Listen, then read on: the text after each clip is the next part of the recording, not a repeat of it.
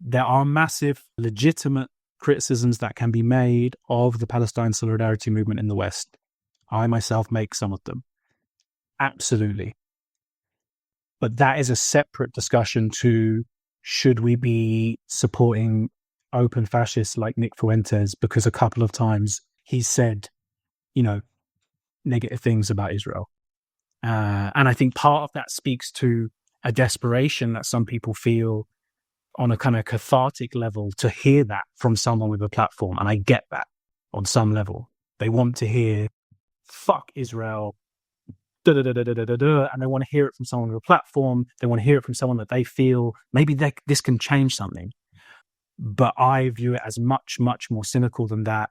I think there's a more myopic, just kind of cynical, more like grifter element to it. But I think it's actually a lot more organized and nefarious on a macro level than that. And there's a serious discussion to be had about how we understand the relationship between the US and Israel, the relationship between Zionism and imperialism.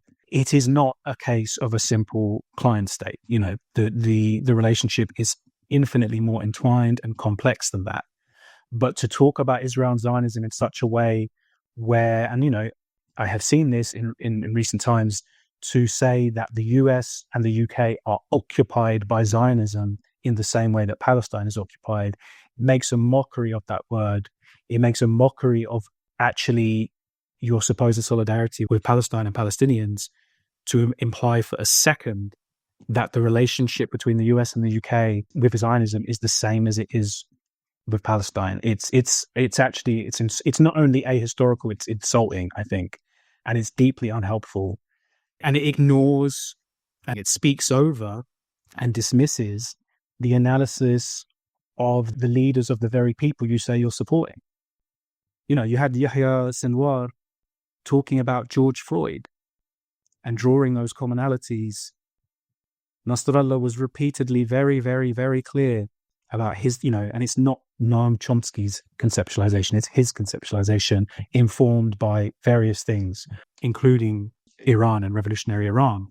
The idea that a handful of right-wing, in most cases, intelligent assets of some kind, we're not going to get a document that says that, but it's almost certainly the case.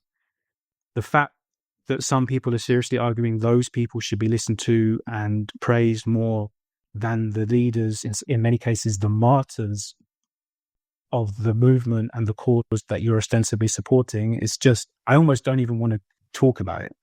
It's laughable, I think.